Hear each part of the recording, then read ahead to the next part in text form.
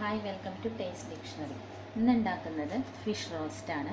അതിന് വേണ്ട ഇൻഗ്രീഡിയൻസ്: ദശക്കട്ടിയുള്ള മീൻ വേണം. ഞാനിവിടെ യൂസ് ചെയ്തിരിക്കുന്നത് നെയ്മീനാണ്, കിങ് ഫിഷ്. ഒരു 1/2 കിലോ കിങ് ഫിഷ്, 1 ടീസ്പൂൺ മുളക് പൊടി, 1-1.5 ടീസ്പൂൺ മുളക് പൊടി, ഒരു 1/2 ടീസ്പൂൺ കുരുമുളക് പൊടി, ഒരു 1/2 ടീസ്പൂൺ ജിഞ്ചർ പൊടി, ആവശ്യത്തിന് ഉപ്പ്, 1/2 ടീസ്പൂൺ മഞ്ഞൾപ്പൊടി എന്നിവ ചേർത്ത് കുഴച്ച് പുരട്ടി വെച്ചിരിക്കുന്നതാണ്. മീൻ പുരട്ടി വെച്ചിരിക്കണം. ഒന്നുകൂടി പറയാം: 1.5 ടീസ്പൂൺ മുളക് പൊടി, 1/2 ടീസ്പൂൺ മഞ്ഞൾപ്പൊടി, 1/2 ടീസ്പൂൺ കുരുമുളക് പൊടി, 1/2 ടീസ്പൂൺ ജിഞ്ചർ പൊടി, ഒരു 1/2 ടീസ്പൂൺ കറി മസാലപ്പൊടി, പിന്നെ ഉപ്പ് എന്നിവ നല്ല പേസ്റ്റ് രൂപത്തിലാക്കിയിട്ട് അതിൽ മീൻ പുരട്ടി വെച്ചിരിക്കുന്നു. ഒരു അരമണിക്കൂറോളം നമ്മൾ മീൻ പുരട്ടി വെക്കണം.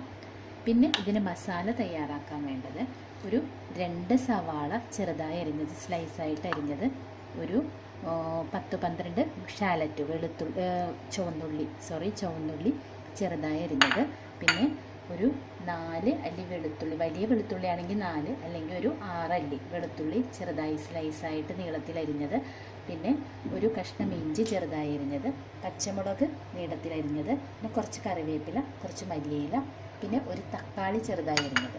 പിന്നെ മസാലയ്ക്ക് വേണ്ട പൊടികൾ: 1 ടീസ്പൂൺ മുളക് പൊടി, അത്രയും തന്നെ 1 ടീസ്പൂൺ മല്ലിപ്പൊടി, 1 ടീസ്പൂൺ കറി മസാലപ്പൊടി, പിന്നെ ഇത് മഞ്ഞൾപ്പൊടി മാത്രം അര സ്പൂൺ മഞ്ഞൾപ്പൊടി, പിന്നെ കുറച്ച് തേങ്ങയിൽ കട്ടി തേങ്ങാപ്പാൽ, ഒരു 1/2 കപ്പ് കട്ടി തേങ്ങാപ്പാൽ എന്ന് വെച്ചാൽ 1/4 പാൽ, 1/2 കപ്പ്, ആവശ്യത്തിന് ഉപ്പ്, വെളിച്ചെണ്ണ, പിന്നെ ആവശ്യത്തിന് വെള്ളവും വേണം.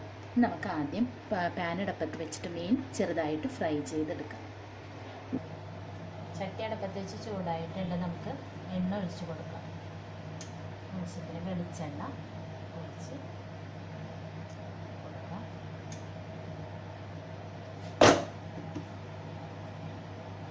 ഇതിലേക്ക് പുരട്ടി വെച്ചിരിക്കുന്ന മീൻ ഓരോന്നായിട്ട് നമുക്ക് ഇട്ടു.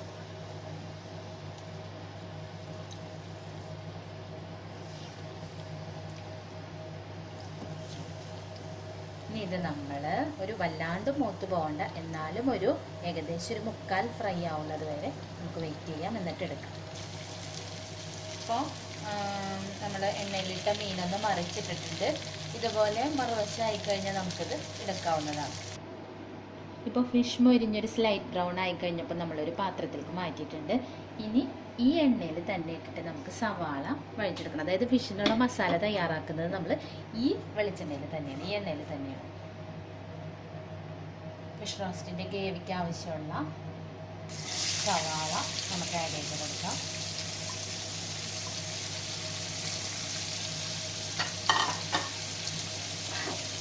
അതിൻ്റെ ഒപ്പം തന്നെ നമുക്ക് അരിഞ്ഞ് വെച്ചിരിക്കുന്ന ചുവന്നുള്ളി ഇതിങ്ങനെ ആഡ് ചെയ്ത് കൊടുക്കുമ്പോൾ തന്നെ നമുക്ക് കൂടെ കുറച്ച് ഉപ്പും കൂടി ആഡ് ചെയ്ത് കൊടുക്കാം.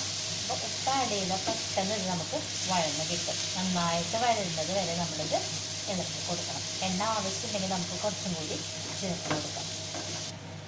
ഇപ്പോൾ സവാളയും ഉള്ളി ഏകദേശം റെഡി ആയിട്ടുണ്ട്. ഇതിലേക്ക് നമുക്ക് ഇഞ്ചി, വെളുത്തുള്ളി, ഒരു പച്ചമുളക്, മല്ലിയില, കറിവേപ്പില എന്നിവ ചേർത്ത് കൊടുത്തിട്ട് 2-3 മിനിറ്റ് ഇട്ട് ഇളക്കി അതിൻ്റെ ഒരു പച്ചമണം മാറുന്നത് വരെ നമ്മൾക്ക് ഇളക്കി കുക്ക് ചെയ്ത് എടുക്കാം.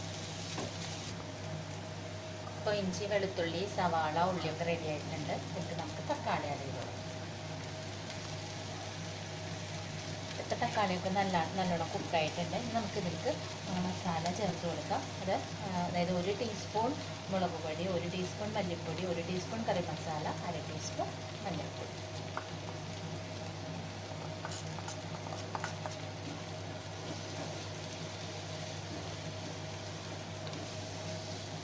ഇത് ചെറുതീയിലിട്ടിട്ട് നമ്മളൊരു 2-3 മിനിറ്റ് വഴറ്റിയെടുക്കണം. അതിൻ്റെ പച്ചമണം മാറുന്ന വരെ. വേറെ വെള്ളമൊന്നും ചേർക്കരുത്.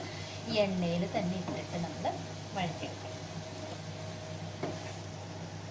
അപ്പോൾ മസാലയൊക്കെ റെഡി ആയിട്ടുണ്ട്. നമുക്കിതിലേക്ക് മീൻ ഓരോന്നെങ്കിലും ചേർത്ത് കൊടുക്കാം. എന്നിട്ട് മീനിൽ നമ്മൾ ഈ മസാലയൊക്കെ ഒന്ന് പൊതിഞ്ഞെടുക്കണം.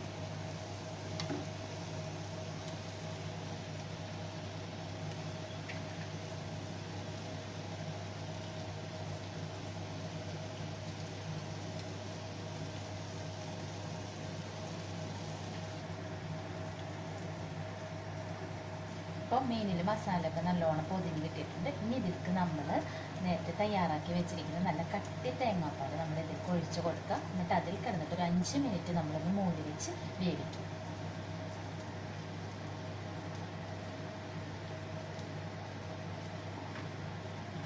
തേങ്ങാപ്പാൽ ഇതിലേക്ക് ചേർത്ത് കൊടുക്കുകയാണ്.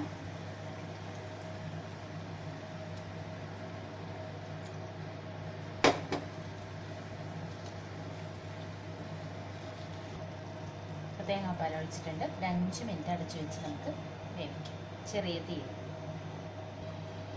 5 മിനിറ്റ് കഴിഞ്ഞ് നമുക്ക് തുറന്ന് നോക്കാം. നമ്മുടെ ഫിഷ് റോസ്റ്റ് നല്ല മണക്ക വരേണ്ട മസാലയുടെ ഫിഷിൻ്റെ ഒക്കെ കൂടി നന്നായിട്ട് ഗ്രേവിയൊക്കെ തിക്കായി നല്ല റെഡി ആയിട്ടുണ്ട്. ഇനി നമുക്കത് സെർവിങ് പ്ലേറ്റിലോട്ട് മാറ്റാം. അങ്ങനെ വളരെ ഡെലീഷ്യസ് ആയിട്ടുള്ള ഫിഷ് റോസ്റ്റ് റെഡി ആയിട്ടുണ്ട്. ഇത് ചപ്പാത്തിയുടെ കൂടെ, അപ്പത്തിൻ്റെ കൂടെ, പത്തിരിയുടെ കൂടെ എന്ത് ബ്രേക്ക്ഫാസ്റ്റ് ആയിട്ടും ആണെങ്കിലും നല്ല കോമ്പിനേഷനാണ്. ഇനി ചോറിൻ്റെ കൂടെ ആണെങ്കിലും നല്ല സ്വാദാണ്. എല്ലാവരും ട്രൈ ചെയ്ത് നോക്കാം.